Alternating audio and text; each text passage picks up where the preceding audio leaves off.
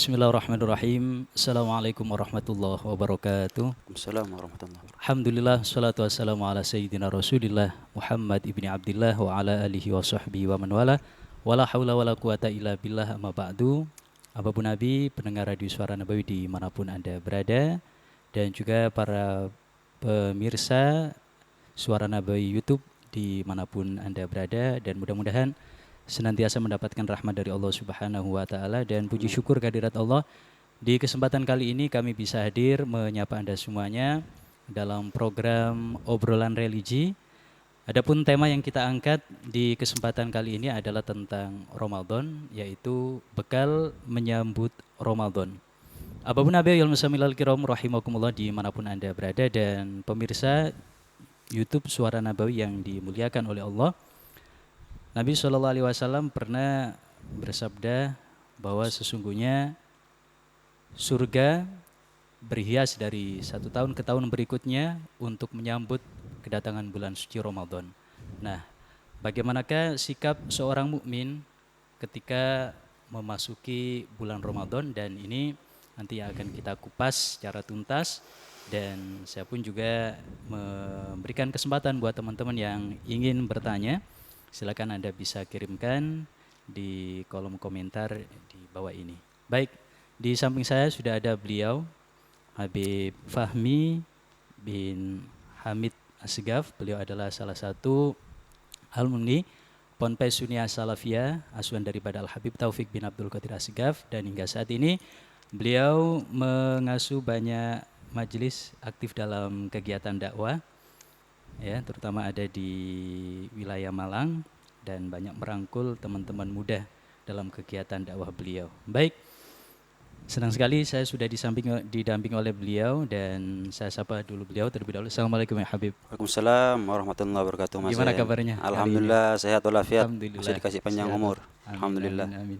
Baik, ini kegiatan dakwahnya masih tetap jalan ya Habib ya? Secara umum sebagian besar udah nggak jalan karena musibah corona ini. Iya. Tapi ada sebagian yang masih jalan. Ya tergantung kondisi masjid atau daerah setempat sebetulnya. Oke, mudah-mudahan tetap istiqomah ya Habib ya. Amin, amin. Baik, tema yang kita angkat kali ini adalah tentang bekal menyambut bulan suci Ramadan. Iya. Baik, sebelum kita mulai obrolan kita kali ini, mungkin ada materi yang ingin disampaikan, tafadhol. Bismillah, alhamdulillah, wassalatu wassalamu ala rasulillah Sayyidina Maulana Muhammad ibn Abdillah wa ala alihi wa sahbihi wa man walah, amma ba'd. Assalamualaikum warahmatullahi wabarakatuh.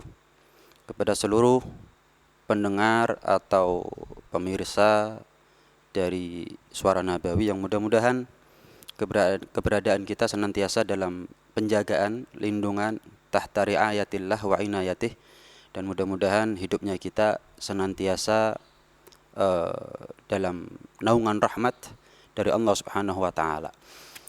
10 hari lagi insyaallah kita akan masuk ada di bulan yang mulia, bulan yang sangat istimewa, bulan yang agung, syahrun azimun mubarak kata Nabi. Bulan yang istimewa, bulan yang spesial, bulan yang agung, bulan yang penuh berkah.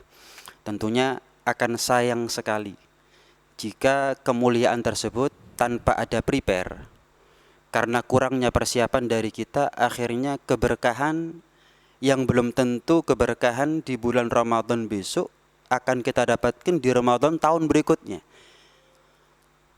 Sehingga kalau kita merasa sayang, jangan sampai kehilangan kesempatan untuk panen pahala, panen rahmat, panen ampunan, panen tiket selamat dari neraka, panen tiket masuk surga di bulan Ramadan besok. Maka tentu kita harus ada persiapan. Lebih-lebih setiap ibadah itu sudah diatur, baik dalam Al-Quran dengan segala amar dan nahinya, dengan segala perintah dan larangan yang ada di situ, dan juga ibadah termasuk puasa di situ juga sudah dicontohkan oleh baginda besar Nabi Muhammad SAW. Maka tugas kita yang paling penting, yang paling mendasar untuk menjalani ibadah puasa Ramadan besok adalah dengan membekali dengan ilmu agama. Karena setiap amal tanpa ilmu layakun. Kullu amalin bila ilmin layakun. Setiap amal tanpa ilmu itu nggak akan jadi. bukan hanya diterima atau tidak, sahnya saja masih dipertanyakan. Ya, bahkan Sayyidina Umar bin Abdul Aziz radhiyallahu ta'ala anhu warḍah mengatakan kullu amalin bila ilmin kana ma yufsiduhu aktsara mimma yuslihu. Setiap amal tanpa pondasi, tanpa dilengkapi dengan ilmu agama, maka banyak salahnya daripada benernya. Ibadah apapun. Karena itu tidak cukup kita ini yang penting puasa misalkan, yang penting sholat, yang penting niat saya baik, tujuan saya positif, nggak cukup di situ. Karena Nabi tidak hanya mengajarkan hadis innamal a'malu binniyat. Nabi tidak hanya mengajarkan kepada kita yang penting niat, enggak. Syariat ini juga ada. Bagaimana Jibril tanya kepada Rasulullah, amal Islam, mal iman, mal ihsan, itu semuanya adalah komponen keislaman kita yang harus kita sebagai umat Nabi Muhammad SAW untuk menghargainya. Dengan apa? Dengan kita gali terus ilmu yang diwariskan, bahkan satu-satunya perkara yang diwariskan oleh baginda besar Nabi Muhammad SAW untuk kita semuanya. Termasuk dengan adanya pertemuan semacam ini adalah satu usaha, satu ikhtiar buat kita untuk melestarikan apa yang diwariskan oleh Rasulullah SAW dengan tujuan mudah-mudahan ibadah kita Ramadan besok lebih baik daripada Ramadan kemarin, lebih sempurna zahir batinnya daripada Ramadan-Ramadan yang lalu, dan mudah-mudahan Ramadan besok kita dikasih panjang umur, sehat walafiat, lebih daripada itu dikasih taat, berkat hidayah taufik dari Allah Subhanahu wa taala. Amin ya rabbal alamin. Baik. Ya, Bapak Nabi al-Musamilal kiram rahimakumullah dimanapun Anda berada, untuk Anda yang mau mengirimkan pertanyaan silakan kami buka. Dan Anda bisa sematkan pertanyaan Anda di kolom komentar kami. Baik, di bulan Ramadan Nabi begitu menspesialkan bulan ini Habib ya. Nah, sebenarnya apa keistimewaan bulan Ramadan ini? Keistimewaan bulan Ramadan banyak sebetulnya. Banyak betul keistimewaan, sesuatu yang spesial yang tidak Allah beri kemuliaan itu kecuali hanya di bulan Ramadan. Di antaranya. Coba bayangkan, dari sekian banyak bulan yang Allah ciptakan, yang Allah tentukan, ada bulan-bulan yang mulia. Ashhurul Hurum, Dzulqa'dah, Dzulhijjah, Muharram, Rajab. Bulan Sya'ban pun juga adalah bulan yang dimuliakan oleh Nabi SAW dengan beliau banyak puasa di situ. Sampai beliau mengatakan, dzaka syahrun yaghfulun nasu anhu baina Rajab wa Ramadan. Ya Rasul, kenapa Anda banyak puasa di bulan Sya'ban? Karena banyak orang lupa, banyak orang lalai. Banyak orang nggak tahu bahwa akan kemuliaan bulan Sya'ban, dan bulan Sya'ban ini jatuh antara Rajab dan Ramadan. Mau Ashhurul Hurum, mau bulan Sya'ban itu bulan yang mulia. Tapi tidak ada satupun bulan-bulan mulia tersebut yang Allah sebutkan namanya secara jelas di dalam Al-Quran kecuali Ramadan. Syahrul Ramadan alladzi unzila fihil Quran. Enggak ada la Dzulqa'dah wala Dzulhijjah wala Muharram wala Rajab wala Sya'ban, apalagi bulan-bulan yang lain. Syahrul Ramadan alladzi unzila fihil Quran. Nama bulan yang dimuliakan oleh Allah, yang diistimewakan oleh Allah, yang diabadikan secara jelas disebut namanya dalam Al-Quran hanya Ramadan. Satu. Yang kedua, Allah mentakdirkan banyak kejadian ada di bulan Ramadan yang luar biasa. Allah nggak takdirkan malam nuzulul Quran jatuh di selain bulan Ramadan. Sehingga buat kita akan menjadi malu. Minimal kita malu sama diri kita sendiri ketika kita keluar masuk Ramadan tapi nggak khatam Al-Quran. Padahal 11 bulan kita nggak pernah malu. Tapi kalau sudah Ramadan malu kita. Misal ada orang keluar masuk Ramadan sekalipun nggak pernah khatam Al-Quran, malu dia. 11 bulan nggak pernah malu, sebulan malu. Subhanallah. Bulan yang mana? Yang Allah, bulan yang mana selain Ramadan yang Allah istimewakan bulan itu dengan Lailatul Qadar? Ya ada. Hanya Ramadan yang Allah pilih adanya Lailatul Qadar. Bulan yang mana selain bulan Ramadan yang 10 hari pertamanya adalah rahmat, 10 hari keduanya adalah ampunan Allah, 10 hari ketiganya adalah jaminan merdeka dari neraka, idghun minan nar? Bulan yang mana yang nggak rame itu masjid, kecuali hanya ada di Ramadan? Orang bingung keluar masuk masjid. Iya, malah jam 11 sampai jam 1 malaman. Nanti kadang ada yang iktikaf di malam-malam tertentu sampai subuh, sampai isyraq. Masya Allah, 11 bulan banyak manusia meninggalkan itu semuanya. Kemudian malam atau bulan yang mana selain bulan Ramadan yang dibuka lebar-lebar, pintu surga ditutup rapat-rapat, pintu neraka bahkan dibelenggu itu setan, selain bulan Ramadan nggak ada. Bulan yang mana selain bulan Ramadan yang di situ ada ibadah tarawih misalkan, yang Allah wajibkan puasa di situ? Banyak betul keistimewaan Ramadan. Makanya karena Nabi innama utitu min jawami'il kalim, Nabi itu memberikan satu informasi kepada kita sebagai umat Nabi sallallahu alaihi wasallam dengan kalimat yang singkat, padat, berisi, tapi kalau kita sebutkan secara detail dan rinci ternyata banyak makna yang bisa kita ambil daripada hadis Nabi. Contoh, ya ayuhan nas qad adhallakum syahrun azimun mubarak. Telah dekat kepada kalian bayangan bulan yang agung, bulan yang penuh berkah. Buktinya adalah Ramadan. Malamnya kita qiyamul lail dengan tarawih dan witir atau malaman, dengan darusan ada di masjid atau musholla. Kemudian siang harinya kita selalu berpuasa, taat kepada Allah Subhanahu wa taala.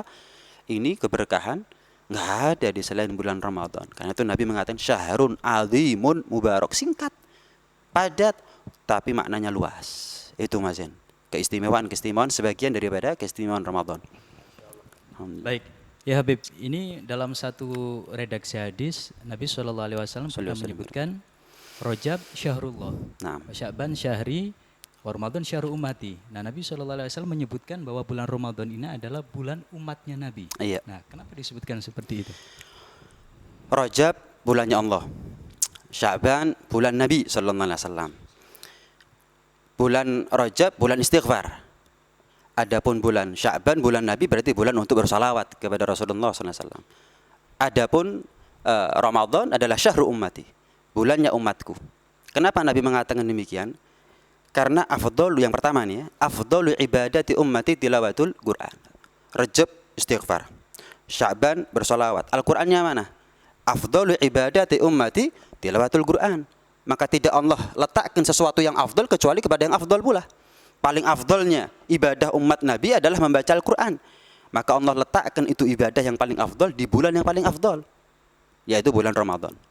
Ini yang pertama. Yang kedua, dalam musnad Imam Ahmad bin Hanbal, yang juga diriwayatkan oleh Al-Imam Al-Baihaqi dan beberapa a'immatul muhadditsin yang lain,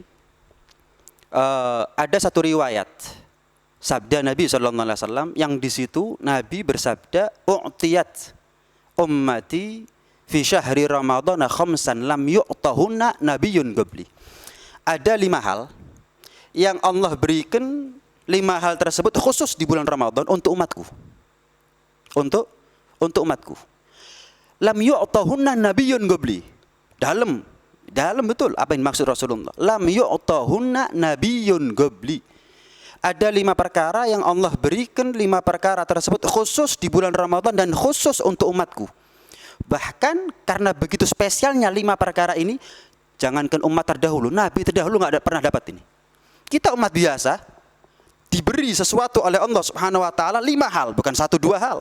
5 hal yang 5 hal ini satu pun tidak pernah Allah berikan kepada Nabi terdahulu, bukan hanya umat terdahulu. Apa saja? Yang pertama, idza kana awwalu lailatin min layali Ramadan nadharallahu ilaihim wa man nadharallahu ilaihi lam yu'adzibhu abada. Barang siapa yang ada di malam pertama bulan Ramadan taat dia, maka Allah akan pandang dia dengan pandangan rahmat.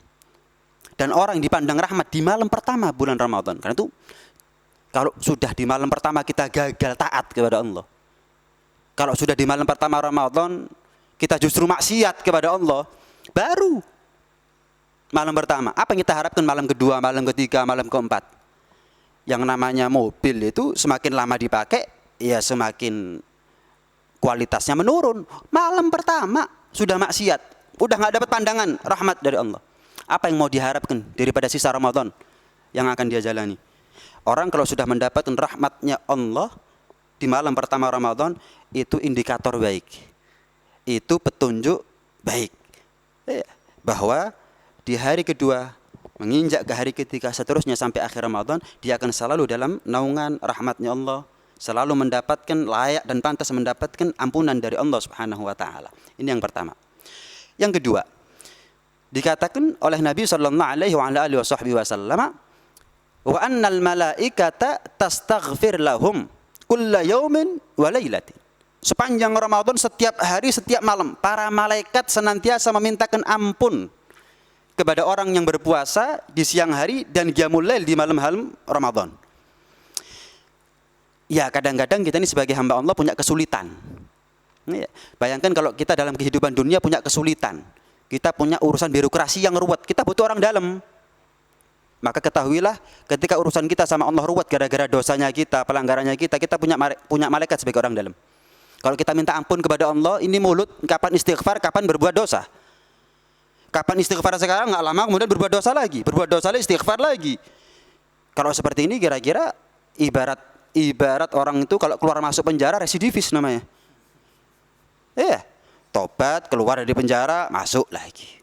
Kira-kira orang seperti ini akan tambah berat nggak hukumannya dari Allah? Tambah berat. Tapi kalau kita punya orang dalam tanda kutip, yaitu malaikat-malaikatnya Allah, berkat giatnya kita ibadah di siang ataupun malam-malam Ramadan, malaikat sudi dan rela untuk memintakan ampun kepada kita, untuk kita kepada Allah Subhanahu wa taala. Nikmat. Yang kedua, wa inna khalufa afwahihim, bau nafas yang tidak sedap dari mulut mereka yang puasa, hina yumsun, ketika mereka sampai di sore hari, atyab indallah min rihil misik, itu lebih wangi daripada minyak misik. Pertanyaannya, adakah bau nafas seperti ini akan dihargai sedemikian mahal oleh Allah Subhanahu wa taala, bahkan itu harum, wangi, mengalahkan harum dan wanginya minyak misik, minyak kasuri.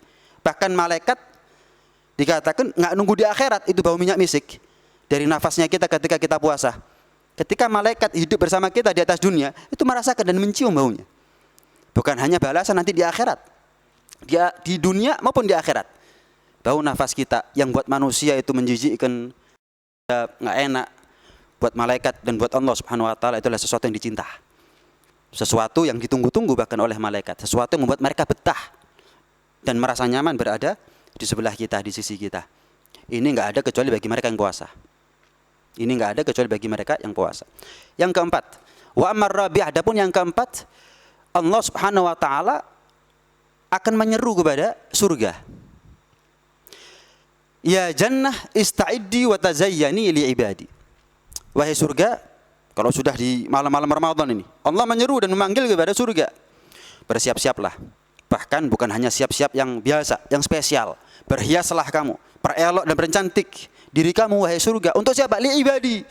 Untuk mereka yang aku akui kehambaan mereka. Ya, kita hambanya Allah. Tapi belum tentu pengakuan ini akan mendapatkan legitimasi dari Allah Subhanahu wa taala. Surga dikhususkan bagi mereka yang abadnya mereka, ubudiyahnya mereka mendapatkan keabsahan, pengakuan legitimasi dari Allah Subhanahu wa taala. Ista'iddi wa tazayyani li ibadi.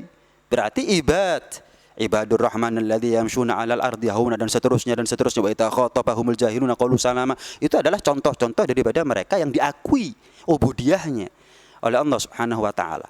Ista'iddi wa tazayyani li ibadi usyak ayyastarihu min ta'abid dunya ila dar karamati. Hampir, nyaris, sebentar lagi mereka akan istirahat. Mereka akan istirahat daripada taabnya dunia, dari capek dan rehat dan penatnya dunia menuju surgaku, dar karamati, tempat yang aku khususkan untuk memberikan kepada mereka kemuliaan. Untuk memberikan kepada mereka kemuliaan. Yang kelima, yang terakhir adalah jika ada di malam Ramadan ketika kita buka puasa. Idza kana akhiru lailatin fi Ramadan, dalam riwayat yang lain idza kana akhiru kulli lailatin fi Ramadan ghafarallahu lahum jami'a. Allah akan memberikan ampun kepada segenap manusia, asal shaimin fi naharihim, kemudian ghaimin fi lailihim, fi layalihim. Paham ya? Asal mereka puasa di siang hari, qiyamul lail di malam hari, maka setiap malam, bukan nunggu nanti Lailatul Qadar atau nunggu nanti akhir Ramadan, malam lebaran, enggak, setiap malam ghafarallahu lahum jami'ah. Malah sebagian ulama mengatakan sittuna alfa, setiap malam 60.000. Malah sahabat Abdullah bin Abbas mengatakan sebagaimana dalam kitab Irsyadul Ibad, Syekh Zainuddin Al-Malibari menukil riwayat daripada sahabat Abdullah bin Abbas. yang di situ Abdullah bin Abbas mengatakan walillahi fi kulli lailatin min layali Ramadan alfi atiqin minan nar. Setiap malam ketika kita buka puasa, indal iftar, Allah merdekakan manusia, jutaan manusia daripada api neraka. Satu. Yang kedua, wa idza kana lailatul jum'ah. Ini kalau malam biasa, kalau malam Jum'ah, a'tagallahu fi kulli sa'atin minha alfi atiqin minan nar kullahum qad istaujaban nar. Setiap malam Jumat, setiap saatnya. Kalau tadi setiap malam sejuta, alfi atiq. Kalau malam Jumat, setiap saat, mulai dari maghrib, terbenamnya matahari, sampai nanti subuh, terbitnya fajar. Jutaan demi jutaan, jutaan demi jutaan, jutaan demi jutaan, terus sampai maghrib. Sebulan bisa ketemu 4 kali atau sampai 5 kali kita ketemu malam Jumat. Alfi atiqin minan nar, yang mereka sudah hampir masuk neraka. Kullahum qad istaujaban nar. Sebetulnya mereka ini kalau mati sebelum Ramadan misalnya kan, neraka tempatnya mereka. Tapi karena mereka berubah kebiasaan hidupnya di bulan Ramadan, mereka masuk ke dalam surganya Allah, mendapatkan ampunan. Wa idza kana akhiru lailatin min layali Ramadan. Tapi kalau sudah malam lebaran, a'tagallahu fi dzalikal yaum bi'adadi ma ataga min awal syahr ila akhirih. Allah akumulasi mulai dari awal Ramadan sampai malam terakhir. Berapa banyak manusia yang sudah Allah merdekakan mereka semua daripada api neraka. Maka di malam itu juga Allah merdekakan dengan jumlah yang sama mereka dari api neraka semuanya. Ini siapa umat Nabi yang enggak senang dengan kabar gembira seperti ini? Karena itu jangan disia-siakan kemuliaan Ramadan. Jangan disia-siakan kemuliaan Ramadan. Masih mengutip salah satu hadis juga, di mana kalau nggak salah ini hadisnya bunyinya man fariha biduhuli Ramadan faqad haramallahu jasadahu 'alan niran. Iya. Mudah-mudahan tidak salah. Bahwa siapa yang merasa berbahagia dengan kedatangan bulan suci Ramadan, maka Allah akan mengharamkan jasadnya dari api neraka. Nah, pertanyaannya, bagaimana cara mengungkapkan atau mengekspresikan perasaan bahagia dengan datangnya bulan suci Ramadan? Iya. Terlepas dari kontroversi hadis itu ya. Karena hadis itu enggak kita dapatkan kecuali hanya ada di kitab Durratun Nasihin.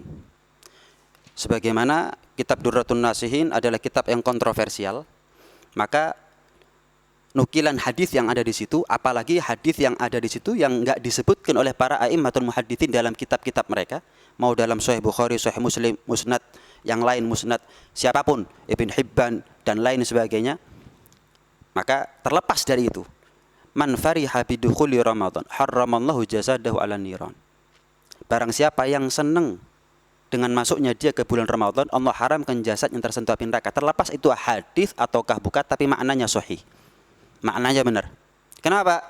Karena Allah berfirman dalam Al-Quran, qul bifadlillahi wa birahmatihi fabidzalika falyafrahu. Atas dasar rahmatnya Allah, Ramadan gudangnya rahmat dari Allah. Atas dasar fadlullah. Apa fadlullah ini? Kedermawanan dari Allah.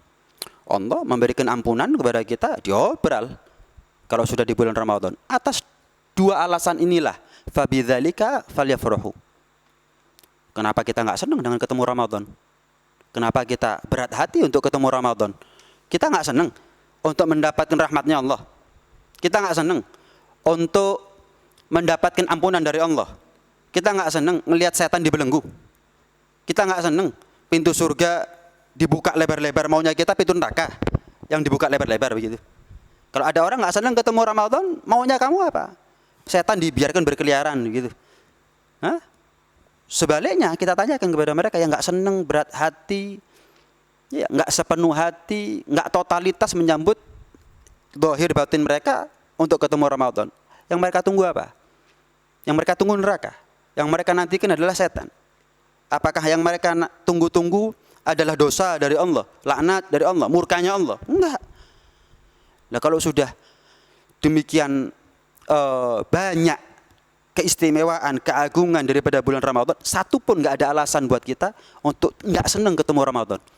Dalam sebuah hadis Rasulullah mengatakan, ya baghiyal khair aqbil wa ya baghiyasy syarr aqsir. Yang kepingin beramal baik, sambut. Ini gudangnya pahala.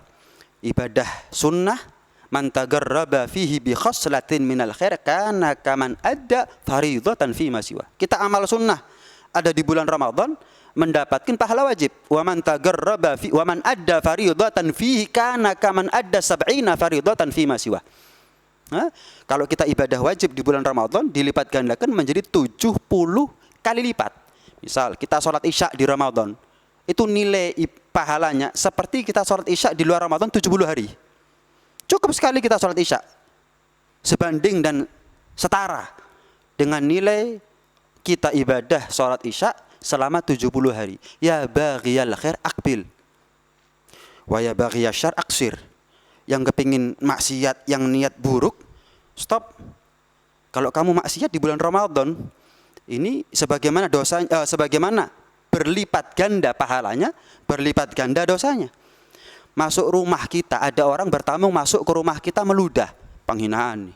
Gimana kalau masuk masjid dia meludah? Double penghinaannya. Lebih parah lagi, lebih fatal kesalahan dia. Masuk rumah saya penghinaan, apalagi masuk rumahnya Allah. Maksiat kapanpun nggak ngeregani Gusti Pangeran ini namanya. Nggak menghargai Allah, dikasih umur, dikasih sehat, kapan sakit minta sembuh, kapan melarat, kepingin rezeki lancar, kapan jomblo, kepingin kawin, maksiat, nggak ngeregani Gusti Pangeran ini namanya. Kalau sudah maksiat kapanpun haram, apalagi maksiat di waktu-waktu yang dimuliakan oleh Allah Subhanahu wa taala. Dzalika dinul qayyimu fala tadlimu fihinna anfusakum. Ketika kita bahas ayat yang menjelaskan tentang arba'atun hurum, ashhurul hurum. Dzalika dinul qayyim fala tadlimu fihinna anfusakum. Jangan kamu berbuat zalim kepada diri kamu sendiri ada di 4 fihinna, di 4 bulan itu.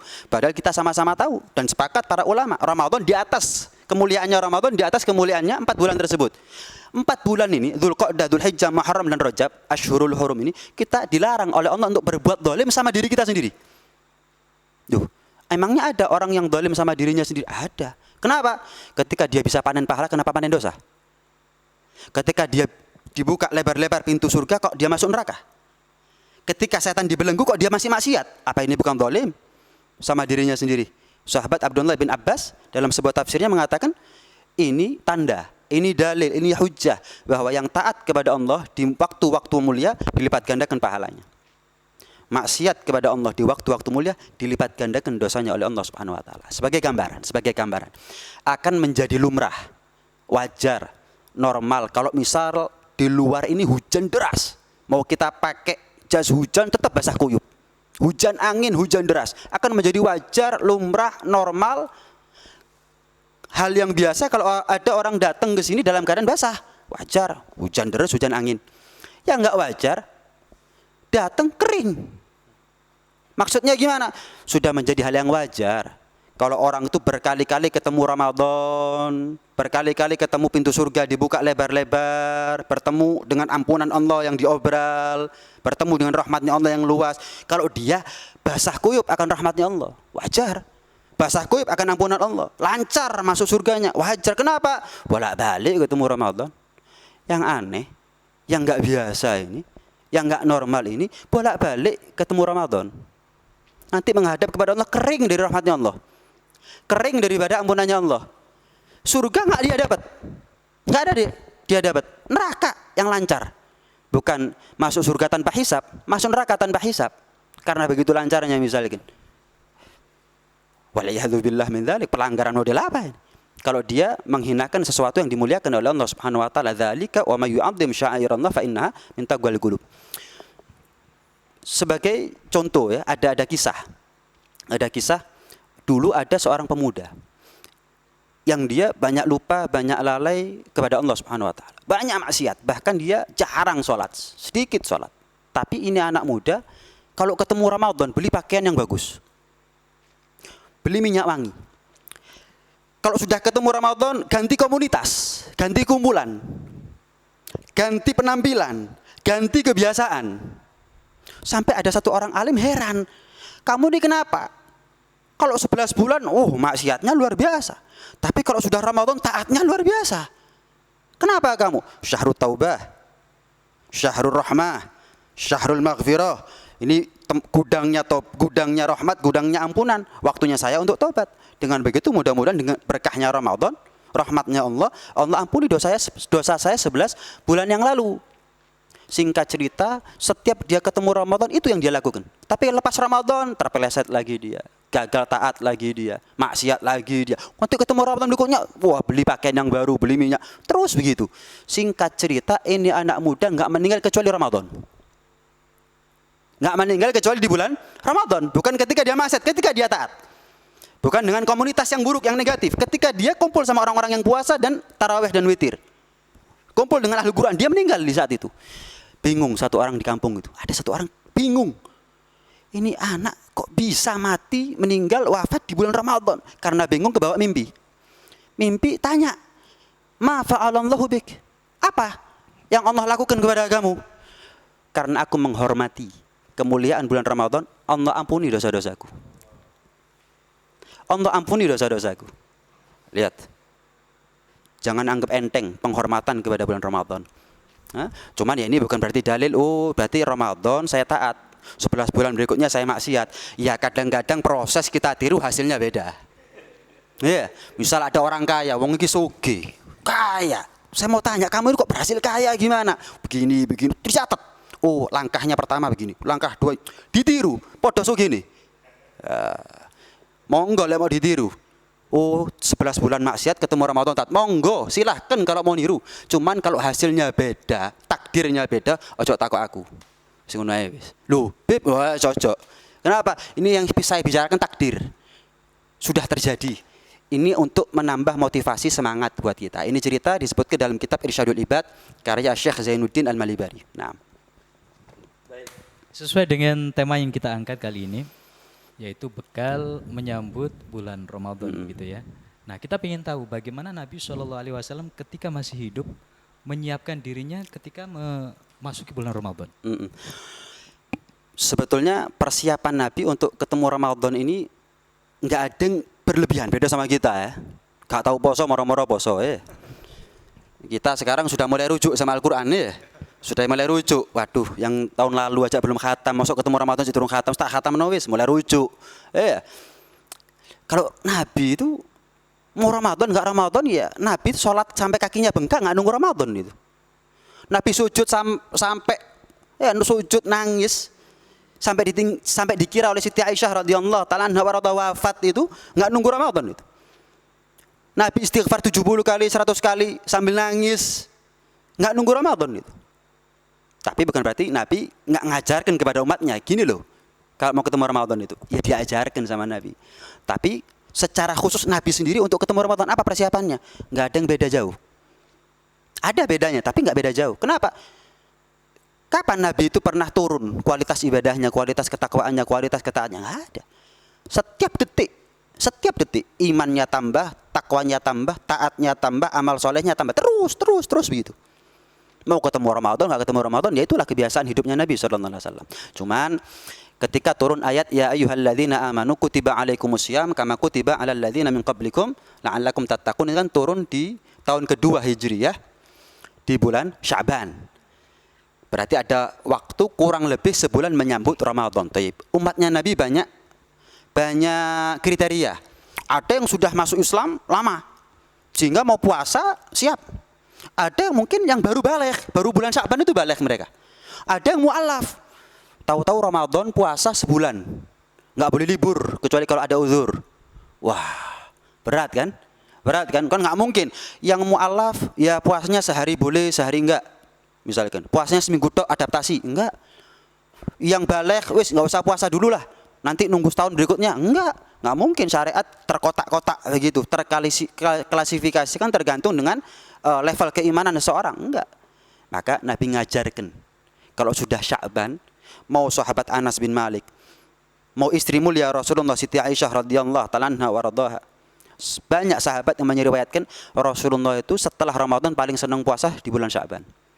Rasulullah nggak pernah puasa penuh selain Ramadan kecuali di bulan Sya'ban. Paling sering Rasulullah puasa di bulan Sya'ban. Sampai sahabat Anas bin Malik mengatakan, yasum hatta nagul la yuftir. Puasa terus, kayaknya Rasulullah Sya'ban ini nggak pernah puasa nih Rasulullah. Itu untuk umatnya, ngajarkan kepada kita. Apalagi umat Nabi yang sahabat-sahabat itu berbagai macam karakter mereka. Ada yang baru masuk Islam, ada yang baru balik, ada yang sudah kuat imannya dan seterusnya dan seterusnya. Maka diajarkan kepada Nabi. Diajarkan kepada Nabi, ayo puasa. Aku loh puasa. Saya puasa Sya'ban, saya puasa Rajab. Nabi SAW puasa. Taib. Ini yang pertama. Ada hal yang menarik nih. Ada hal yang menarik dari kebiasaan Nabi menjelang Ramadan. Kan Nabi Ramadan itu mengalami 9 kali ya, seumur hidupnya. Taib. Setiap ketemu Rajab, malam pertama Rajab selalu berdoa apa? Allahumma barik lana fi Rajab wa Sya'ban wa balighna Ramadan. Ketemu Ramadan berikutnya Rajab malam pertama, Allahumma barik lana fi Rajab wa Sya'ban wa balighna Ramadan. Pertanyaannya, kenapa minta wa balighna Ramadan itu? Iya, minta wa balighna Ramadan nunggu bulan Rajab. Kok enggak bulan-bulan sebelumnya atau bulan Sya'ban misalkan? Nabi ngajarkan kepada kita tentang persiapan, adaptasi. Mentok Rajab harus sudah ada persiapan nyambut Ramadan. Mentok. Waktu paling lama untuk nyambut ketemu Ramadan 2 bulan sebelumnya. Ibarat petinju. Petinju itu tanding 12 ronde, 1 ronde 3 menit. 3 kali 12 ronde 36 menit. Latihannya setahun. KO kadang-kadang gitu. Nyonyor kadang-kadang. Lambe gak bentuk lambe, rai gak bentuk rai bisa. Setahun. Dahlah cuma 36 menit dibagi 12. Nyonyor. Hancur mukanya. Hancur. Ketemu Ramadan gampang baca Al-Qur'an. KO baru sebulan puasa, KO baru sebulan baca Al-Qur'an, KO baru seminggu. Tarawih KO baru seminggu puasa, KO. Kenapa? Enggak ada latihan. Pemain bola itu tanding cuma 90 menit. 2 kali 45 menit. Latihannya seminggu. Kalah 5-0 kadang-kadang. Kalah 11-0 kadang-kadang. Saya baca Al-Qur'annya nanti Ramadan. Saya qiyamulailnya nanti Ramadan. Saya latihan puasanya nanti Ramadan. Saya sobo masjidnya nanti Ramadan. KO. Wistalah. Kenapa? Nabi ngajarkan kok kepada kita. Nabi ngasih isyarat kepada kita. Allahumma barik lana fi Rajab wa Sya'ban wa balighna Ramadan. Malah dalam kitab Lataiful Ma'arif, Syekh Ibn Rajab Al-Hambali itu mengatakan ada sebagian ulama itu yang mereka jadi setahun itu dibagi 6 bulan. 6 bulan sebelum Ramadan minta yad'unallaha ayyuballighahum ila Ramadan.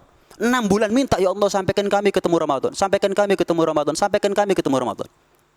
Kalau sudah ketemu Ramadan, keturutan apa yang mereka minta, 6 bulan setelah Ramadan, ya Allah terima ibadah kami, puasa kami, jadikan kami min utagaik, wa tulagaik, wa umanaik, wa ujaraik minan nar. Minta 6 bulan, minta ketemu Ramadan, 6 bulan berikutnya kalau sudah ketemu Ramadan minta diterima. Malah sebagian ulama juga memperbanyak doa 3. Semuanya berkaitan dengan Ramadan. Yang pertama, Allahumma sallimni ila Ramadan. Ya Allah, selamatkanlah aku, artinya panjangkan umurku sampai ketemu Ramadan. Yang kedua, wasallim li Ramadan. Selamatkan Ramadan untukku. Artinya apa? Jadikan Ramadan hujjatan lana la hujjatan alaina. Syahidan lana la syahidan alaina. Selamatkan Ramadan untukku. Jadikan aku orang yang berhasil menghormati Ramadan. Wa tasallamhu minni mutagabbala. Dan terimalah amal ibadahku selama Ramadan dengan sebagai amal yang mutagabbalah, amalan makbula, amal yang engkau terima ya Allah. Jadi ya makanya enggak heran ya kalau banyak ulama yang mengatakan sebagaimana yang kita tahu, Rajab syahruz zara. Bulan Rajab adalah bulan untuk menanam. Wa Sya'ban syahrus sagi, bulan untuk merawat, mengairi apa yang kita tanam di bulan Rajab. Wa Ramadan syahrul hasad. Bulan Ramadan waktunya panen, bukan waktunya nanam. Mana ada nanam sekarang, panen sekarang? Nggak ada. Kalau kepingin panen rahmat, panen ampunan, berhasil ini, berhasil itu, Ramadan, Rajab paling lama itu sudah. Nabi ngajarin kepada kita, kalau sudah masuk malam pertama Rajab, Allahumma barik lana fi Rajab wa Sya'ban wa balighna Ramadan. Padahal masih 2 bulan. Buat kita mungkin 2 bulan lagi ketemu Ramadan itu waktu yang lama. Tapi kok Nabi ngajarin seperti itu? Isyarat buat kita. Wa balighna Ramadan mulai dari malam pertama bulan Rajab. Siap-siap ya, siap-siap. Jadi kalau kepingin berhasil Ramadan, ya tergantung bagaimana keberhasilan kita menghargai kemuliaan Rajab dan kemuliaan Sya'ban. Itu berantai. Gagal Rajab, gagal Sya'ban, gagal Ramadan. Jelas itu. Kenapa? Gagal nanam kok. Apanya yang mau dirawat, yang diairi, apanya yang mau panen kalau begitu. Ini antara menanam, kemudian merawat dan panen. Nggak mungkin satu dengan yang lain tidak saling membutuhkan. Semuanya saling membutuhkan. Nah. Tadi antum sempat menyinggung tentang bahwa ada di bulan Ramadan ini pintu surga dibuka, kemudian neraka ditutup dan setan-setan semuanya dibelenggu. Nah, ini hadis ini dipahami secara literal seperti itu atau mungkin ada makna di balik hadis tersebut? Nah. Idza kana awwalu lailatin min Ramadan futtihat abwabul jinan wa ghulliqat abwabun niran wa suffidatis syayatin wa maradatul jin. Kalau sudah masuk malam pertama Ramadan, 3 hal serempak sekaligus dilakukan oleh Allah Subhanahu wa taala. Yang pertama, dibuka lebar-lebar pintu surga. Apa ini maknanya? Kalau kita merujuk kepada kitab Manahijul Imdad, Syarah Irsyadul Ibad karya Asy-Syaikh Ihsan Muhammad Jampes Kediri. Nah, itu bisa dimaknai hakikatan, bisa dimaknai majazan. Hakikatnya memang dibuka lebar-lebar oleh Allah. Dibuka lebar-lebar oleh Allah. Hakikatnya. Majaznya kita dikasih kemudahan untuk taat kepada Allah. Subhanallah. 11 bulan. Kapan kita pernah sekarang puasa, besok puasa, lusa puasa, besoknya lagi puasa. Kapan? Ramadan kamu orang sanggup? Apa kita nggak sadar kalau Ramadan itu tumpah ruah hidayah dari Allah? Tidak seperti hidayah yang Allah bagi di luar bulan Ramadan. Khatam Al-Quran sekali, 2 kali, malah ulama ada yang 4 kali, 8 kali. Salam sehari. Imam Abu Hanifah 120 kali khatam Al-Quran selama Ramadan. Imam Syafi'i 60 kali khatam Al-Quran selama Ramadan. Kok bisa? Kelebihan hidayah daripada keberkahan Ramadan yang tidak Allah beri di selain bulan Ramadan. Artinya kalau hakikatnya pintu surga dibuka lebar-lebar, ya memang hakikatnya dibuka lebar-lebar, nggak tertutup sama sekali. Majaznya, kiasnya, bukan majaz, makna keduanya, kita dikasih kemudahan untuk taat. Memang iya kenyataannya. Bahkan Nabi mengatakan apa? Kalau Ramadan syahrul muasah, bulan untuk berbagi. Subhanallah, nggak nunggu kita yang mungkin taat, yang ahli maksiat berbagi semuanya itu. Berbagi semuanya mereka. Subhanallah. Wa ghulliqat abwabun niran. Ditutup rapat-rapat pintu neraka. Ditutup rapat-rapat pintu neraka. Hakikatnya memang ditutup. Tidak ada satu pun dari 7 pintu neraka yang dibuka. Sebaliknya, tidak ada satu pun pintu surga dari 8 pintu surga yang ditutup. Ditutup rapat-rapat pintu neraka. Artinya apa? Coba bayangkan. Orang sekarang mau maksiat di bulan Ramadan, minimal dia malu. Minimal ya. Bukankah malu itu juga sebagai rem? Al-haya'u minal iman. Malu dari kemaksiatan bukankah itu baik? Malu dari kemaksiatan bukankah itu baik? Paham ya? Walaupun pada akhirnya dia tetap maksiat, tapi dia malu. Contoh, warung sekarang ada yang ditutup? Nggak ada. Pertanyaannya, mereka Ramadan nggak Ramadan yang makan. Cuman kalau makan di warung ketika Ramadan, kenapa ditutup? Kelihatan kakinya nggak kelihatan kepalanya. Kenapa? Malu. Walaupun mereka tetap maksiat. Loh, tapi kan malu tuh rem. Malu itu bagaimanapun adalah kebaikan walaupun dia gagal memanfaatkan rem, mungkin remnya blong. Gambarannya begitu.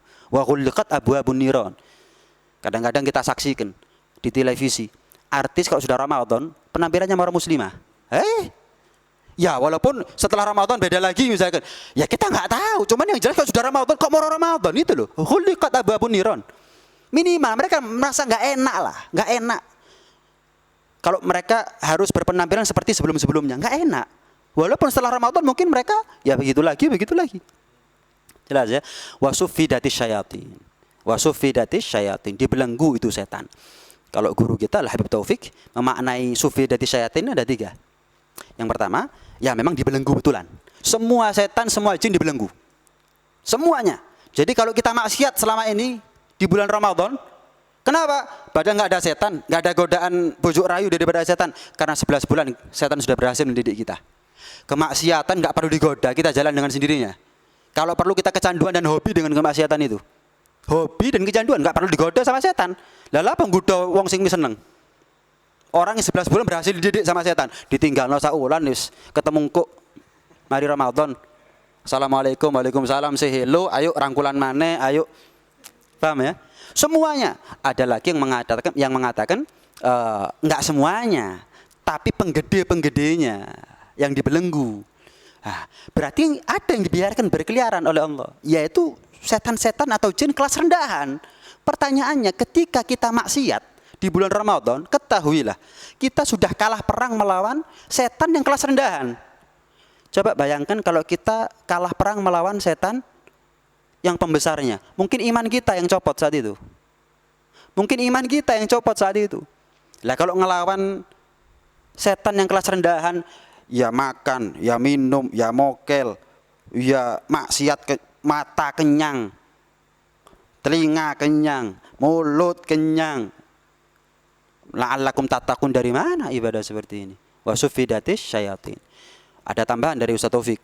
Iya, kalau kepingin tahu kan minal jinnati wan nas. Kepingin tahu bangsa jin dari kalangan manusia, mereka yang maksiat di bulan Ramadan. Kenapa? Udah nggak ada jin di bulan Ramadan. Kok ada yang maksiat? Ya itulah minal jinnati wan nas. Ya itu sudah minal jinnati wan nas itu. Enggak ono jin kok sing ono maksiat. Ya iku minal jinnati wan nas. Ya itu sudah. Masya Allah. Ya itu. Ada makna hakikat, ada makna majaznya. Nah, Baik. Ramadan ini bulan yang sangat istimewa dengan keterangan yang tadi antum sudah sebutkan. Nah, dan di malam pertama ini memiliki nilai lebih juga. Nah, apakah ada amalan-amalan khusus yang diajarkan Nabi atau mungkin diajarkan oleh salaf ketika memasuki malam pertama bulan Ramadan? iya. Malam pertama seperti yang saya sampaikan tadi, banyak riwayat. Iya. Malam pertama Allah akan pandang dengan pandangan rahmat. Malam pertama dibelenggu setan, dibuka pintu surga, macam-macam kan. Sudah kita bahas panjang lebar tadi itu. Terus, apakah ada amalan yang bisa kita lakukan di malam Ramadan sebagai upaya buat kita untuk dengan amalan itu Allah jaga kita. Allah jaga kita. Allah lindungi kita.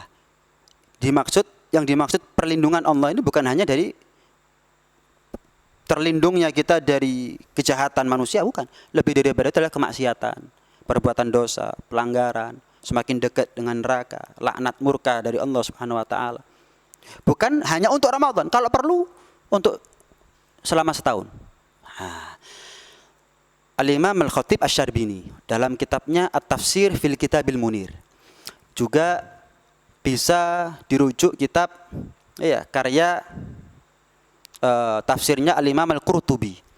Di situ ada 2 hadis yang berbeda lafadz periwayatannya, lafadz hadisnya, tapi semakna, yang kurang lebih riwayat hadisnya, teks hadisnya, man qara'a surat al-fathi, surat al-fatah, barang siapa yang membaca surat al-fatah, inna fatahna laka fatham mubina, fi awwali lailatin min Ramadan, khusus di malam pertama bulan Ramadan, fi arba' rakaat, dia baca surat al-fatah, dia khatamkan dalam 4 rakaat sholat sunnah yang dia kerjakan di malam pertama bulan Ramadan. Maka ada riwayat yang mengatakan marra'amuhu fi ghina, maka setahun berikutnya, bukan hanya Ramadan dok, setahun berikutnya akan berlalu dalam keadaan berkecukupan. Cukup. Ada orang kaya melarat, ada. Kenapa? Ketika dia ngeliat yang di atas tapi nggak ngeliat yang di bawah, melarat terus wis. Ada orang yang melarat tapi cukup, dia merasa kaya. Kenapa? Selalu melihat ke bawah, ada yang lebih melarat dari dia. Ada yang melarat lebih daripada dia, sehingga dia bersyukur. Ghina nafas, bukan kaya di sini kaya duit. Kalau sholat 4 rakaat, modalnya baca surat al-fatah di dalam 4 rakaat, morosuki sholat kabeh wong. Sholat semuanya, gak bakal lali wis. Gak bakal ada orang yang bingung makan musim corona sekarang ini. Kenapa? Tahun lalu sholat 4 rakaat baca surat al-fatah. Ghina di sini, ghina nafas, itu yang lebih penting. Ada lagi riwayat yang mengatakan marra'amuhu fil khair, berlalu setahun berikutnya dalam kebaikan. Ada lagi riwayat yang disebutkan dalam tafsirnya Al-Imam Al-Qurtubi, hafizahullahu fi dzalikal am, Allah setahun penuh akan menjaga dia. Yang dimaksud menjaga, yang lebih kita harapkan adalah menjaga sesuatu yang bisa membuat kita semakin beresiko nasib kita nanti di akhirat. Itu aja. Masalah panjang umur, tambah rezeki, ya itu umur 4 bulan dalam rahim ibu kita sudah dipastikan oleh Allah. Bukan itu yang kita harapkan, adalah penjagaan Allah di dunia, yang penjagaan itu ngefek, berpengaruh sampai nanti penjagaan Allah nanti di akhirat. Itu mungkin yang bisa kita amalkan. Dengan begitu mungkin kalau setahun aja dijaga oleh Allah, dikasih kecukupan oleh Allah, dikasih kebaikan terus oleh Allah, apalagi Ramadannya, itu harapannya kita. Ini kan termasuk, ini biisnadihi ilan Nabi sallallahu alaihi wasallam, kata Al-Syekh Al-Khatib Asy-Syarbini. Biisnad ilan Nabi sallallahu alaihi wasallam. Paham ya? Jadi boleh dikatakan adalah salah satu riwayat hadis yang pernah terucap dari lisan mulia baginda besar Nabi Muhammad sallallahu alaihi wasallam. Ya, kita amalkan itu dengan tujuan itu. Ya, bertawasul. Nggak ada masalah. Bertawasul dengan amal kan boleh. Nah. Baik, saya akan membacakan beberapa pertanyaan yang sudah masuk ke nomor kami. Ini ada Bapak Muhammad Sueb yang ada di Pasuruan. Pertanyaannya adalah, bagaimana penentuan masuknya 1 Ramadan? 1 Ramadan. Iya. Mohon dijelaskan. Penentuan 1 Ramadan. Sebetulnya kita ini ru'yatul hilal bukan nunggu Ramadan tok sebetulnya. Zaman Nabi dulu itu ru'yatul hilal setiap bulan, setiap akhir bulan selalu ada ru'yatul hilal. Apakah ini malam terakhir atau besok malam terakhir? Apakah besok adalah malam pertama bulan depan atau lusa malam hari pertama bulan depan? Selalu ada. Nah, cuman ya inilah. Ya, kita ini Ramadan, Syawal, Muharram sama haji baru ada ru'yatul hilal. Seolah-olah yang lain nggak perlu ru'yatul hilal. Nah, ya. Taib. Kalau kita bahas Ramadannya saja dulu, misalkan Ramadan bagaimana? Walaupun saya katakan seharusnya ru'yatul hilal nggak nunggu Ramadan tok, nggak nunggu Syawal tok. Setiap masa kita ngambil sebagian nggak ngambil sebagian. Hadisnya Nabi dipakai di bulan-bulan tertentu, dibuang di bulan-bulan yang lain. Nggak begitu. Taib. Secara fikih ya, secara fikih menentukan hari pertama bulan Ramadan itu bisa dengan cara bistikmali Sya'ban 30 yauman. Ketika sempurnanya bulan Sya'ban 30 hari. Wah, nggak ada penanggalan Arab 31 itu nggak ada. Kalau sekarang tanggal 30 berarti sekarang malam Ramadan. Malam pertama bulan Ramadan. Sekarang tarawih. Wis titik. Besok pasti tanggal 1. Nggak mungkin nggak. Nggak ada. Oh, besok mungkin tanggal 31 Sya'ban, nggak ada. Antara 29 atau 30 bulan Arab. Taib. Ketika atau bisa dengan cara yang kedua. Dengan apa? Ru'yatul hilal.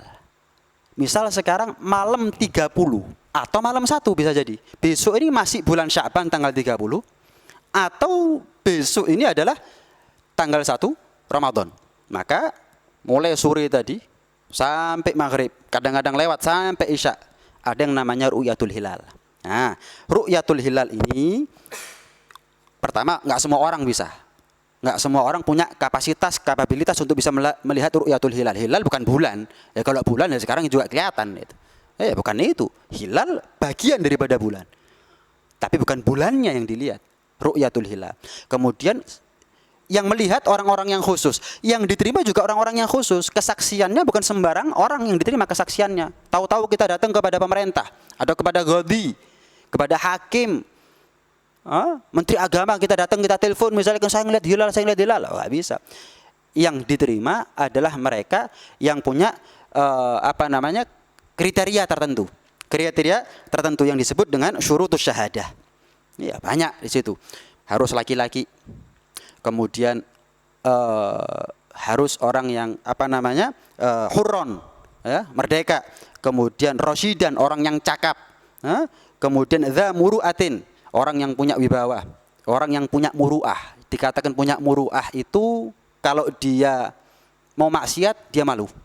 Itu dikatakan punya muru'ah. Orang yang kalau keluar dari rumah pakai pakaian seadanya, nggak beralaskan kaki, nah itu termasuk dzu muru'ah. Nah, panjang masalah syurutus syahadah di situ. Taib. Itu ru'yatul hilal. Nah, ketika dipastikan dengan ru'yatul hilal, ya kan sumu li ru'yatih.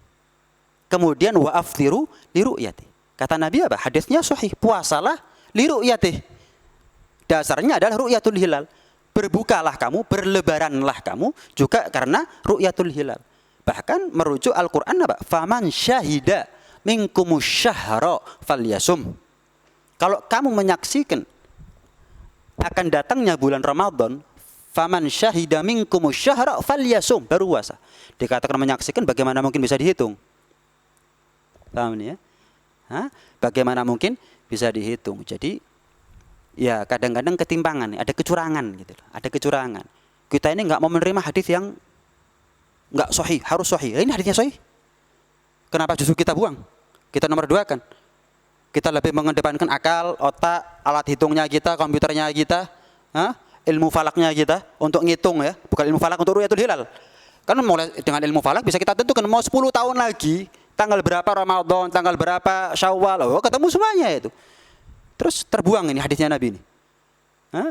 Masa kita lebih, kemajuan zaman itu menopang daripada hadis Nabi. Seharusnya begitu, bukan membuang. Bukan begitu. Apakah Nabi ini nggak ngerti perkembangan zaman? Enggak, Nabi itu ngerti. Cuman ini adalah patokannya. Yang namanya hilal itu pasti. Gitu loh. Kan pasti ada hilal. Hanya saja nampak kita bisa melihat atau tidak. Makanya ada imkanu ru'yatil hilal. Memungkinkan atau enggak.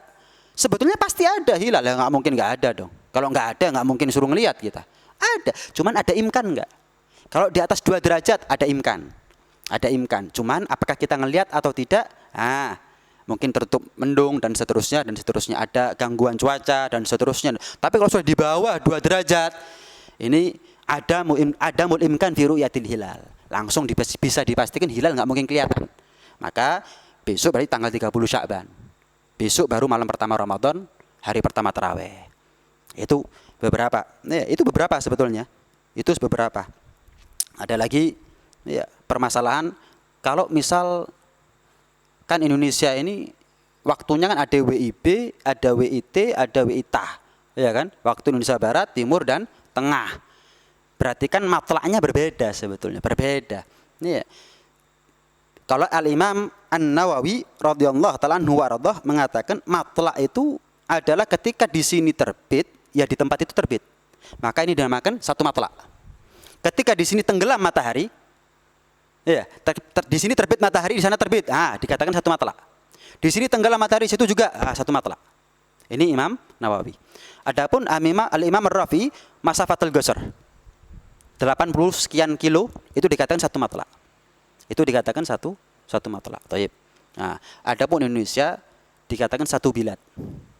Satu baldah, satu daerah yang dikomandoi oleh pemerintah. Dalam hal ini Menteri Agama keputusannya. Puasa ya puasa semuanya. Lebaran ya lebaran semuanya. Besok satu Muharram semuanya. Besok satu Dzulhijjah semuanya. Itu. Cuman seharusnya pemerintah totalitas dalam hal ini. Harusnya Menteri Agama, Kementerian Agama bukan hanya nunggu Ramadan, Dzulhijjah, Syawal sepanjang bulan, ya harusnya ada ru'yatul hilal. Karena itu berkaitan dengan yang dikhawatirkan itu misal kan ada ketimpangan akhirnya begitu. Ada ketimpangan. Kan ini setiap bulan ada hal-hal yang berkaitan dengan syariat. Puasa nisfu Sya'ban. Jangan-jangan kita selama ini puasanya enggak nisfu Sya'ban itu. Kenapa? Enggak ru'yatul hilal kok. Kan begitu. Puasa hari Tasu'a, jangan-jangan enggak. Jangan-jangan begitu. Kan repot. Coba kalau ru'yatul hilal, bisa ketemu. Kan begitu masalahnya. Apalagi ada yang lebih parah. Ikut Mekah pokoknya. Mekah satu Ramadan, kita ikut satu Ramadan. Ya kalau begitu, kalau sana duhur, mau ikut duhur. Sholat depannya TV kamu. Kan begitu, nggak mungkin dong. Nggak mungkin. Kiblat, Ka'bahnya, bukan waktunya. Kiblat dari segi menghadap tubuhnya kita ketika kita sholat. Bukan waktu yang berlaku di situ, harus kita berlakukan juga di sini. Ini kebodohan. Satupun ulama klasik nggak ada yang berpendapat seperti ini. Insya Allah ulama kontemporer pun nggak ada yang berpendapat seperti ini. Pokoknya ikut Makkah, Madinah wis, ikut Nabi lah. Tempat di situ turun Al-Quran, tempat di situ hidupnya Nabi. Wah, di sana kalau satu Ramadan kita ikut satu Ramadan. Dari mana dalilnya? Dari mana dalilnya? Paham ya? Nah, ada yang secara khusus, pribadi sifatnya. Saya bisa belajar ilmu falak, bisa ngelihat hilal. Saya melihat hilal, tapi karena saya tidak diterima kesaksiannya. Kenapa? Karena saya tidak termasuk panitia yang ditunjuk, yang mendapatkan lisensi dari pemerintah untuk ru'yatul hilal. Maka saya wajib untuk berpuasa. Kenapa? Saya ngelihat kok. Orang lain, bagi saya nggak boleh untuk mengumumkan. semuanya harus puasa ya, ngikut saya. Misalkan nggak boleh ngumumkan. Tidak boleh mengumumkan. Hanya saja kalau mau ikut, misal keluarga saya, anak istri saya ngerti, oh abah saya atau suami saya ngelihat hilal, berarti abah atau suami saya besok puasa. Saya percaya. Ya, saya percaya.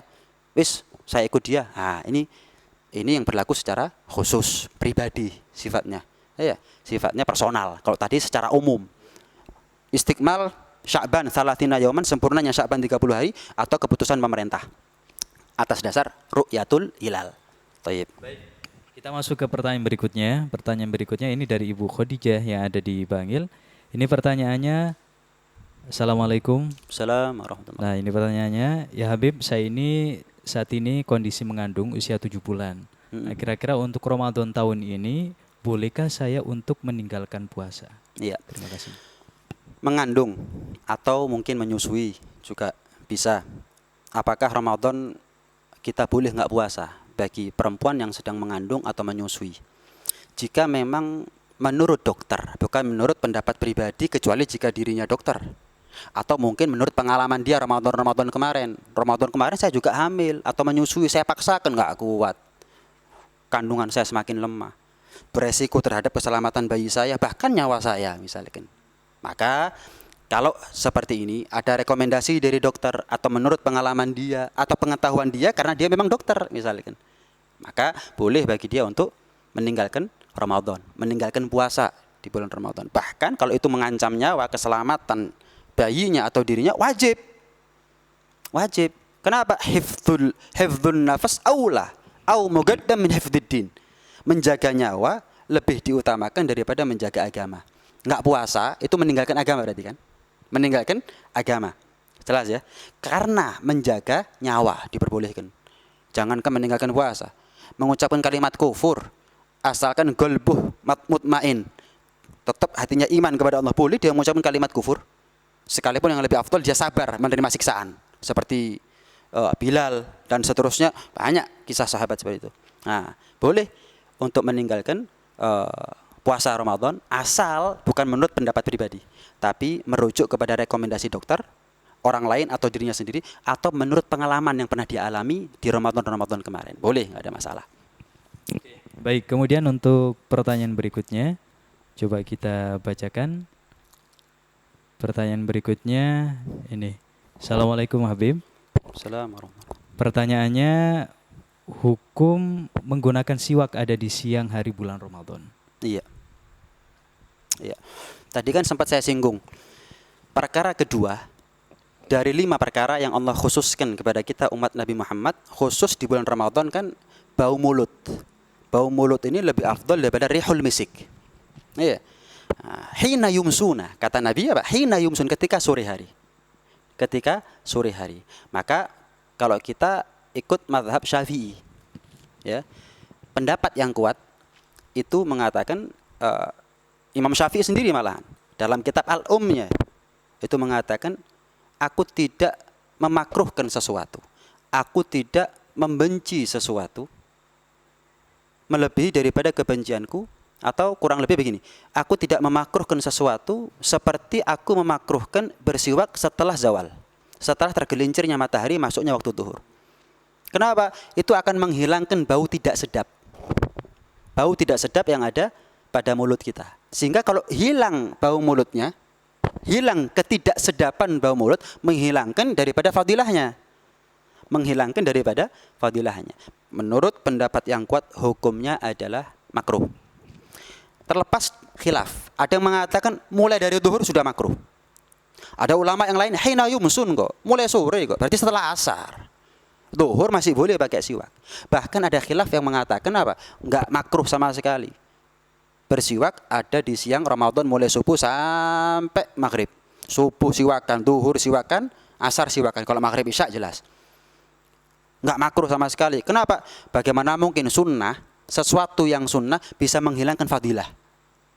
Bagaimana mungkin ini sunnah ada fadilahnya, ini juga ibadah ada fadilahnya, ketika berbenturan saling membatalkan satu sama lain? Bagaimana mungkin?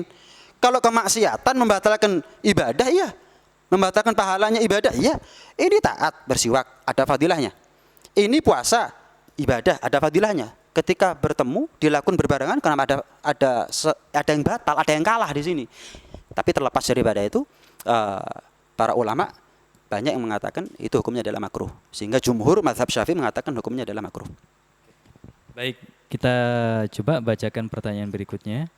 Pertanyaan berikutnya ini dari Bapak Muhsin ya, dari Probolinggo. Assalamualaikum Habib. Assalamualaikum. Pertanyaannya, Habib, saya pernah mendengar keterangan dari salah satu ustadz bahwa tidak boleh menggunakan parfum ada di siang hari bulan Ramadan.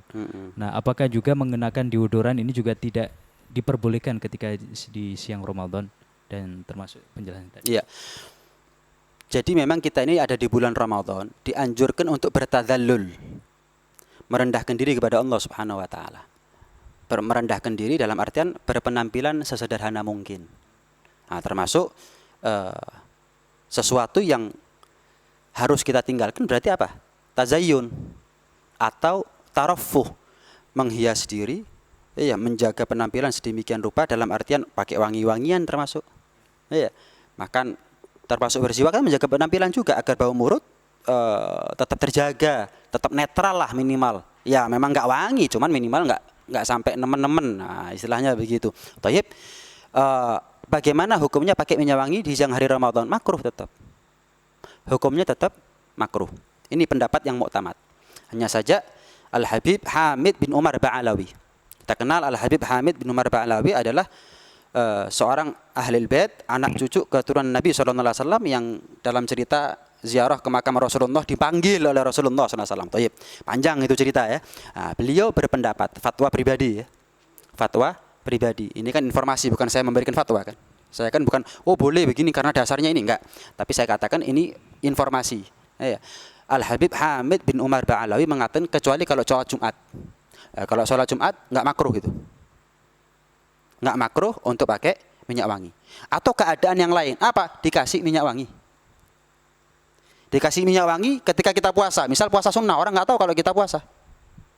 Dikasih, gimana ini? Menolak minyak wangi kan termasuk perkara yang makruh. Kemudian yang kedua, kalau ditolak, kalau dia pecah perasaannya gimana? Gak ngeregani, gak menghargai. Oh, jangan-jangan baunya gak enak ini. Tersinggung dia. Darul mafasid aula min jalbil masalih. Darul mafasid aula min jalbil masalih. Menjaga perasaan dia dalam hal ini lebih diutamakan daripada menarik maslahat pribadi. Menarik maslahat, bukan ini makruh. Tapi kalau saya melakukan bertahan seperti ini, dia nanti tersinggung. Iya kalau dia ngerti, kalau nggak ngerti. Dan seterusnya. Ngomong makruh nanti, wah keminter nih, misalkan. Wah, sok alim misalkan, dan seterusnya. Sudah, terima aja. Nah itu. Ada dua keadaan berarti. Ketika sholat Jumat, menurut pendapat Al-Habib Hamid bin Umar Ba'alawi, atau dalam keadaan lebih umum, nggak nunggu Jumatan, ketika dikasih sama orang. Ketika dikasih sama orang. Tapi sepatutnya buat kita, ketika kita nerima nih ya, ketika kita ajarkan. Kita sudah jaga perasaan dia. Kita sudah jaga perasaan dia, sampaikan syariatnya bagaimana seharusnya. Asli ini yo, misalkan teman ya, asli ini yo makro ini, saking saya takut kamu ini tersinggung, ya sudahlah, sambil guyon. Tapi kan dia, oh iya tak makro, tak, oh iya makro sebetulnya begini. Bukan hanya Ramadan makruhnya itu, puasa sunnah pun makro, pakai minyak wangi sebetulnya. Dalam keadaan berpuasa kita dianjurkan untuk bertadallul, ya tidak berpenampilan seperti bagaimana begitu. Nah. Pertanyaan berikutnya ini dari Bapak Harun yang ada di Wonorejo. Pertanyaannya. Berikutnya terus nggak ada terakhirnya nih ya. Ini pertanyaannya, Assalamualaikum Habib. Assalamualaikum. Nah ini pernah suatu saat ketika saya berpuasa itu lupa kok saya ini makan. Nah ketika pas suap kok saya ini baru ingat. Nah bagaimana hukum puasa saya? Iya. Pertanyaan yang umum ya, ketika kita puasa, mau puasa wajib di bulan Ramadan, qadha, kafaroh, nazar, atau puasa sunnah, apapun macam puasa sunnahnya. Ketika kita lupa makan di siang hari puasa yang kita jalani, bagaimana? Apakah langsung dikatakan batal puasanya kita? Tidak. Kalau perlu dia makan sampai kenyang, sudah habis semuanya baru dia ingat, nggak batal puasanya.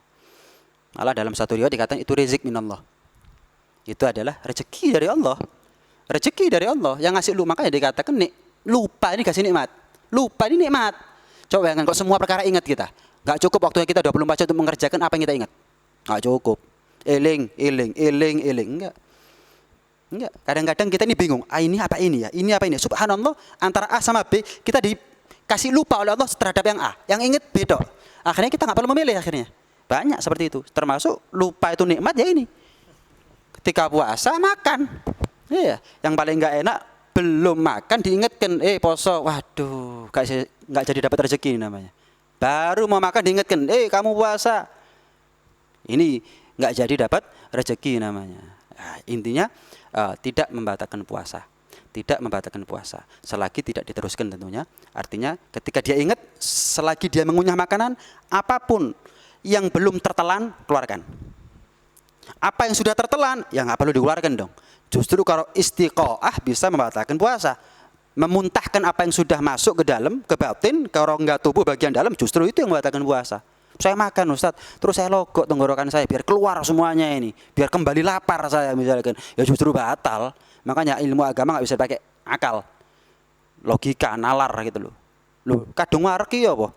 Diluwih nomane? Ya nggak bisa begitu. Sudah rezeki dari Allah Subhanahu Wa Taala. Nah, dikatakan batasan zahir sehingga kita wajib untuk muntahkan, batasan batin sehingga tidak wajib untuk kita muntahkan, bahkan tidak boleh untuk kita muntahkan. Itu ada perbedaan pendapat di antara ulama. Kalau kha, mau Imam Nawawi, mau Imam Rafi'i berpendapat itu makhraj huruf kha itu adalah zahir, haddul zahir itu. Sehingga wajib dikeluarkan.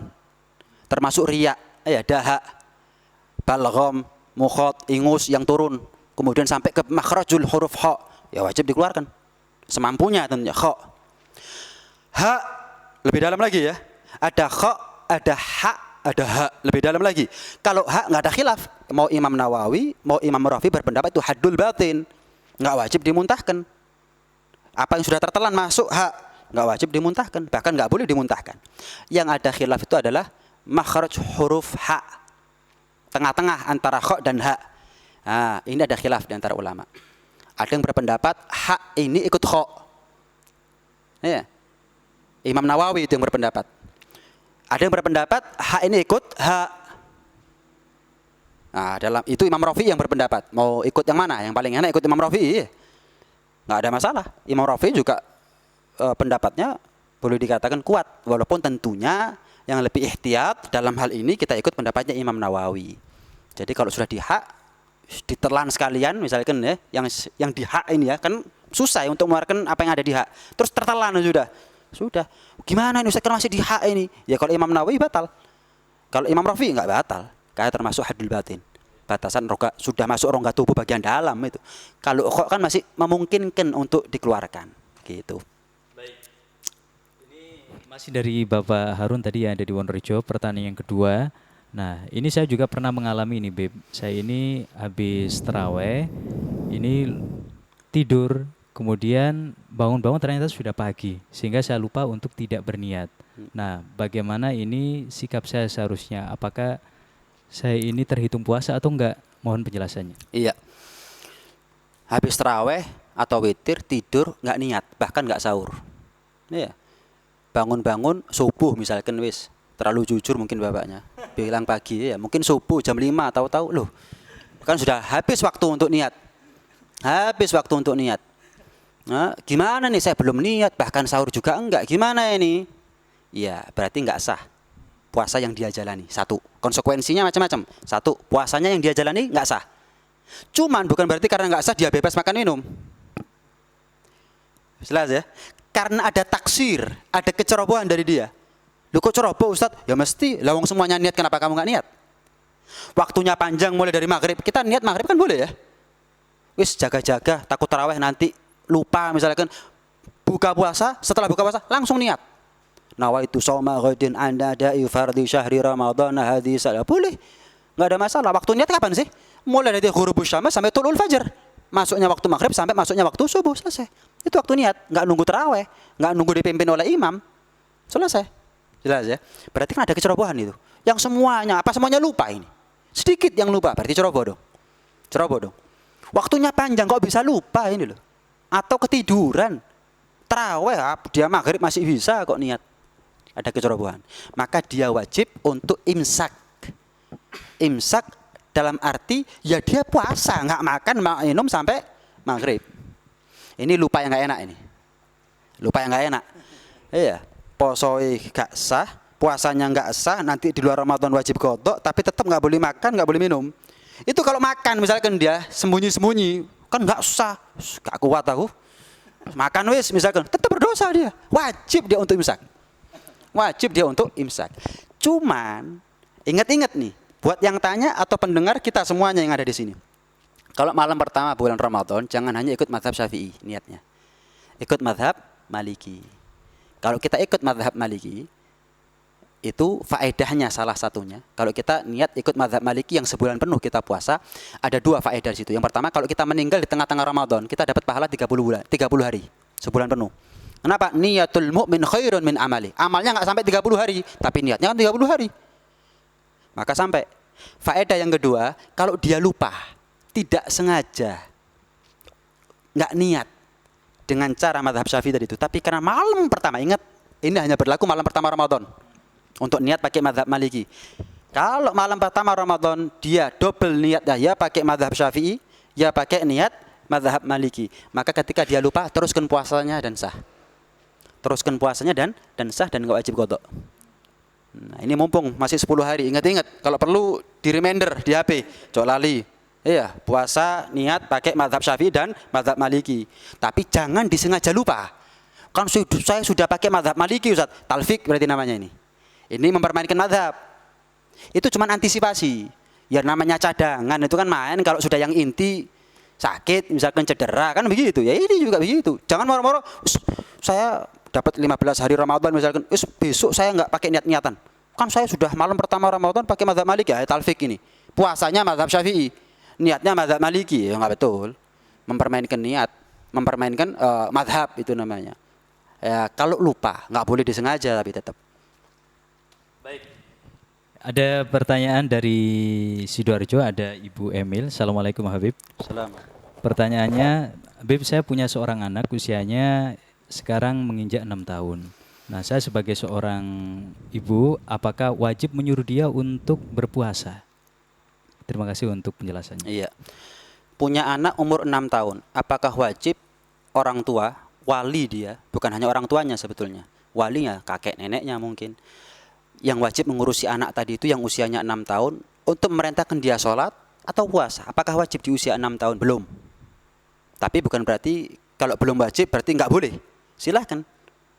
Kan 6 tahun anak-anak satu sama lain kan berbeda. Ada mungkin 6 tahun anak saya ini ya kalau dilatih puasa zuhur bisa lah. Ya nggak apa-apa. Nggak jadi soal. Tapi akan menjadi wajib bagi orang tua memerintah ketika anak mencapai usia 7 tahun. Sesuai dengan hadis Nabi yang ma'ruf sudah. Kalau usianya 7 tahun, wajib bagi orang tua atau walinya, kakek, neneknya, siapapun yang wajib mengurusi dia, memerintahkan dia sholat, subuh, duhur, asar, maghrib, isya, besok subuh, duhur, asar, maghrib, isya, besok subuh, terus begitu sholat. Puasa juga begitu. Wajib dia merintahkan. Adapun anak apakah wajib dia berpuasa? Wajib tapi semampunya ketika usia 7 tahun. Wajib tapi semampunya ketika dia usia 7 tahun. Jelas ya? Kan usia 7 tahun belum baligh. Jelas ya? Belum baligh berarti enggak wajib puasa. Jadi kewajiban wali dengan kewajiban anaknya ada perbedaan. Wali wajib memerintahkan. Apakah dia wajib berpuasa? Minimal mencoba. Minimal mencoba, latihan, proses adaptasi. Mau puasa zuhur, puasa asar, terserah. Tapi kalau sudah 10 tahun, bahkan diberi keleluasaan wali, boleh memukul. Nah, persepsi memukul ini jangan sampai salah paham. Bukan berarti diajar anaknya. Iya, jadi samsak hidup begitu ya, digantung terus gak poso, pok. Gak sholat, pior, misalkan ya, bukan begitu. Pokoknya kasih efek jerah. Apa sih anak sekarang efek jerahnya? Oh, gak sholat duhur. Tadi jam 11 kamu tidur, sekarang jam 4 gak sholat duhur kamu tadi ya. Oh, jam itu kok kamar. Itu lebih daripada cewek itu. Buat anak sekarang ya.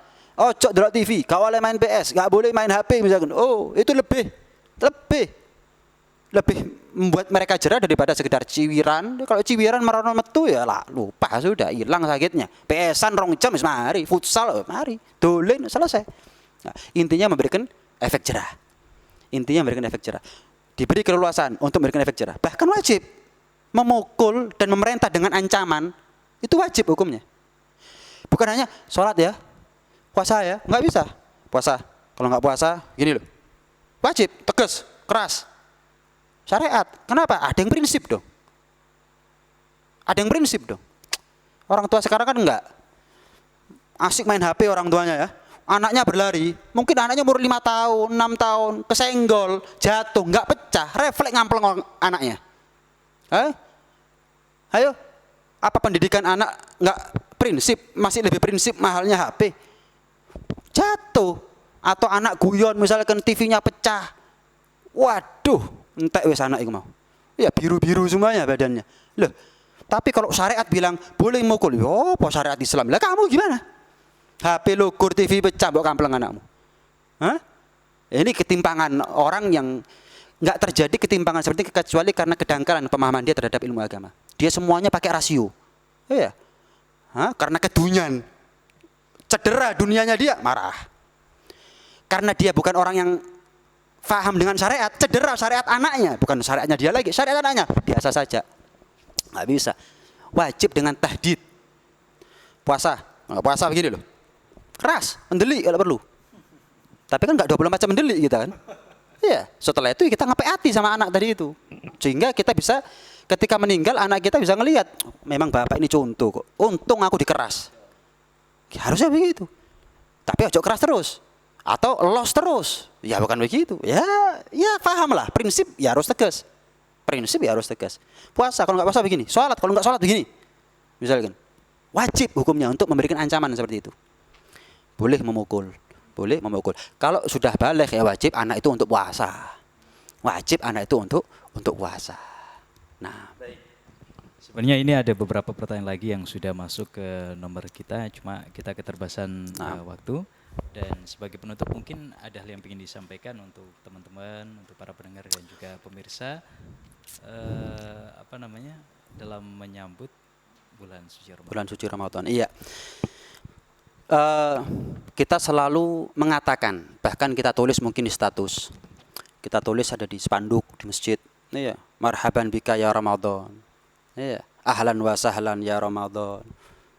Tamu yang mulia, tamu yang agung. Iya, selalu begitu. Saya cuma berpesan. Jadikan itu sesuatu yang keluar dari lubuk hati kita yang terdalam. Kita secara pribadi misalkan nulis status marhaban bika ya Ramadan, jadikan itu sesuatu yang bukan sifatnya formalitas. Pokoknya nulis lah. Nggak enak lah gak podo mbek liyane. Nggak enak kalau nggak sama seperti yang lain nulis marhaban bika ya, tapi mari wis. Ya bukan begitu seharusnya. Dia betul-betul menganggap ini tamu mulia ini. Ini tamu yang saya nanti-nantikan ini. Kalau saya nggak dapat rahmatnya Allah di bulan Ramadan, mau bulan apa? Saya dapat rahmatnya Allah. Kalau saya gagal kemuliaan, menjaga kemuliaan Ramadan, apalagi bulan-bulan yang lain. Kalau saya gagal dapat ampunan Allah di bulan Ramadan, aduh, wis, celoko. Seharusnya begitu. Sehingga apa yang terucap dari lisannya, apa yang dia tulis dengan jarinya, itu betul-betul dari hati yang terdalam. Kita kan enggak kadang-kadang. Sifatnya kan formalitas. Hanya musiman. Semuanya begitu ikut-ikutan. Malam pertama Ramadan, marhaban bika ya Ramadan. Begitu malam kedua, Hamin 29 statusnya. Ayo, masa tamu mulia seperti ini? Misal nih ya, guru kita mau datang ke rumah, kan seneng ya. Ada guru kita, telepon. Ya Fahmi, ana mau datang ke Betak, ke rumah ente seminggu lagi hari ini jam sekian. Iya, marhaba. Wah, seneng dong. Ditunggu-tunggu kedatangan guru tadi itu. Kita siapkan apa yang menjadi kebutuhan dan hajat daripada guru kita tanpa beliau minta, misalnya kita siapkan. Begitu gurunya datang, belum menginap, sudah ditanya, guru kapan jenengan pulang? Loh, kamu ini seneng apa nggak ketemuan saya? Katanya marhaba. Ya, siap guru. Siap Ustadz, siap Habib, siap Kiai. Wah, seneng saya dengar kabar jenengan mau ke rumah saya. Wah, begitu nyampe ke rumah, ini itu dapat 2 jam, 3 jam. Ngapunten Yai, jenengan mangsuli kapan Yai? Loh, sama seperti kapan kemarin marhaban bika ya Ramadan, kapan besoknya Hamin 29. Dalam kitab Az-Zawajir, karya Syekh Ibn Hajar Al-Haytami mengatakan apa? Minal kabair at-tamanni bizawali Ramadan. Termasuk dosa besar. berangan-angan dang mari iki Ramadan. Malah kalau kita ingat pesannya Al-Habib almarhum Al-Habib Abdurrahman Bahlega ya, tanda orang munafik itu yang dibicarakan Ramadannya. Yang dibicarakan lebarannya. Tanda orang mukmin yang dibicarakan adalah Ramadannya. Nah, ini karena itu mumpung masih ada 10 hari ini, lumayan masih. Iya. Ya kalau nggak lumayan ya percuma dong kita ngadain pengajian ini berarti. Masih cukup waktu kita untuk ayolah. Kita ibadah pakai hati. Ya, salat intinya khusyuk hati. Zakat intinya dermawan. Wa may yuqashuha nafsihi fa ulaika humul muflihun. Intinya hati. Haji ikhlas. Walillah 'alan nas hajjul bait man istata'il wa atimmul hajja wal umrata lillah. Intinya hati, salat khusyuk. Ramadan kembali ke hati apa? La'allakum tattaqun. Lah kalau Ramadannya terpaksa, ya mungkin makam min shaimin laisa lahu min siyamihi ilal ju' wal 'atash. Ya nggak dapat apa-apa kecuali pernah lapar, pernah haus. Jangan tanya rahmat, jangan tanya surga, jangan tanya ampunan, jangan ada sudah. Kenapa? Ya yang penting kan saya puasa. Ya sudah. Ya sudah kalau memang itu niatnya kamu dari awal puasa untuk itu. Ya jangan tanya apa yang ada di sisinya Allah Subhanahu wa taala yang tidak Allah berikan kecuali kepada orang-orang pilihannya. Orang-orang yang betul-betul menghargai kemuliaan Ramadan. Dzalika wa may yu'azzim fa innaha min taqwal qulub. Nyambung ya. Ya ayyuhalladzina amanu kutiba alaikumusiyam kama kutiba alal ladzina min qablikum la'allakum tattaqun. Tujuan Allah wajibkan puasa agar kita menjadi orang yang bertakwa. Caranya gimana? Sebelum Ramadan, dzalika wa may yu'azzim sya'airallah fa innaha min taqwal qulub. Mulai sekarang ini bangun untuk pemahaman kita, ini Ramadan bukan main-main loh ini. Allah yang memuliakannya. Nabi yang mengistimewakannya. Saya diistimewakan oleh Allah. Umat bahkan Nabi terdahulu nggak dapat. Saya dapat. Masa saya sia-siakan? Nggak semua orang dikasih emas, saya dikasih emas. Masa saya buang-buang? Saya jaga, eman-eman. Kalau semuanya dapat emas, mungkin nggak jadi istimewa itu emas. Tapi kalau cuma satu yang dikasih emas, nggak semua orang dapat Ramadan. Kita tanpa kita minta, Nabi nggak dikasih terdahulu. Kita nggak pakai minta dikasih Ramadan. Kita sia-siakan. Fa innah min taqwal qulub. Orang yang memuliakan apapun yang dimuliakan oleh Allah, hatinya orang bertakwa berarti. Kita awali dengan ketakwaan, kita akhiri dengan ketakwaan. Maka wa uzlifatil jannatu lil muttaqina ghaira ba'id. Surga enggak jauh bagi mereka yang bertakwa. Dekat dan memang disediakan untuk mereka secara khusus oleh Allah Subhanahu wa taala. Mudah-mudahan kita jangan hanya minta panjang umur, jangan hanya minta sehat walafiat ketemu Ramadan besok, tapi kita minta Ramadan besok kita betul-betul mendapatkan hidayah dari Allah Subhanahu wa taala, taufik dari Allah Subhanahu wa taala, kita betul-betul ada iqbal ya baghiyal khair yang kepingin dapat baik ada di Ramadan besok. Mudah-mudahan Ramadan besok lebih baik daripada Ramadan kemarin, dan mudah-mudahan senantiasa Allah berikan penjagaan kepada kita, perlindungan kepada kita dari segala macam bentuk penyakit, wabah, musibah, dan mudah-mudahan Allah pertemukan kita dalam keadaan lebih baik dan lebih baik zahir maupun batin, sebagaimana kita dimuliakan oleh Allah di atas dunia, kita dimuliakan oleh Allah nanti di akhirat, sebagaimana hidupnya kita dimuliakan oleh Allah karena Islamnya kita, karena status kita sebagai umat terbaik, umat Nabi Muhammad.